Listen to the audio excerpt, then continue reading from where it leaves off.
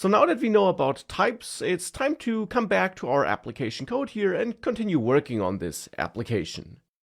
And I would say one next step that makes a lot of sense is to make this look a bit nicer here, because to be honest, right now this application is really boring. And for that, I'd like to change the background color from white to a nice gradient, and also change how this text here looks like, so that it looks a bit nicer, a bit more fancy. Now let's start with the background color. For this, we can go to this scaffold widget, and besides setting the body argument there to the widget that should be displayed inside of the scaffold, we can also set one of the many other arguments supported by scaffold, because most widgets allow you to pass values to different arguments. You almost always have at least one argument, like body or child, that wants another widget, which then is included in the wrapping widget, in the outer widget. But you also often have other arguments that don't want widgets, but that instead allow you to configure and or style this widget. And for example, scaffold, if you add a new line in there and press Ctrl space, supports a broad variety of arguments, for example, the background color argument.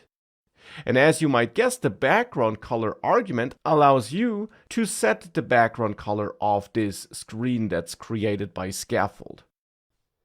Now, background color wants a value of type color.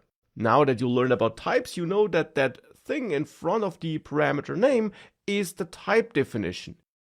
And this wants a color, or actually it wants a color question mark. Well, this question mark simply means that we can either set a value of type color or nothing, so that this may be null, as it's called. We can set this to null, which is a special kind of value and type supported by Dart, which in this case is pretty much the same as not setting background color at all. But if we do want to set it to some non-null value, so to a value that has some visual effect, it must be a value of type color. Now, such a color value can be created with the built-in color class or constructor function. Now, keep in mind that I mentioned before that material apps, scaffold, center, and text are of course widgets, but that technically what we're calling here, like functions in our code, are so-called constructor functions. And I'll get back to the concept of constructor function and related to that classes a little bit later. Here we can use the color constructor function to create a color thing. Though if you're just getting started with colors in Flutter projects, it's typically easier to use the special colors thing, and then there you don't add parentheses, but instead you use a dot to access a list of predefined colors. And here you see a long list of predefined colors which you can use, like for example deep purple, like that. And if you save that and force a reload, you will see that color here as a background for this screen. And this already looks nicer than the white background we had before, at least in my opinion, but it's not the final styling I want to have here. But what is this thing here now? Well, if you hover over deep purple, you for one get a color picker, which you could use to pick a color more conveniently, which is pretty nice. You will see that if you do that though, it changes from colors dot something to color dot, and then some function that's being executed here to which some values are passed.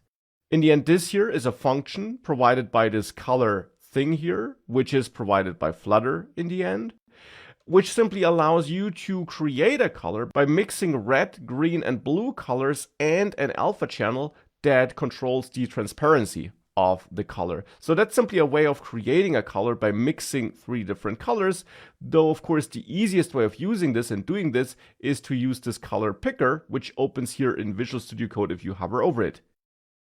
But of course that doesn't answer the question what this here is in the end. Well, if you scroll down from that color picker, you in the end see that this from ARGB function here, which it is, gives you a value of type color. Which makes sense because background color wanted a value of type color, of course. So we got another type here, not a type built into Dart, but instead a type provided by Flutter. And what this in the end is, like all values, as you learned before, is an object. Widgets in Flutter are also just objects in the end. They are objects, and objects are the base value in Dart. All other values are also objects in the end, and objects are simply data structures in memory. So that's simply how Dart saves your values in memory on the device on which your application is running. Now, objects are a core concept in Dart because, as mentioned, all your values are objects in the end. And there are simpler objects like this text, this hello world text, but also more complex objects like this color object or your widget objects like material app or scaffold.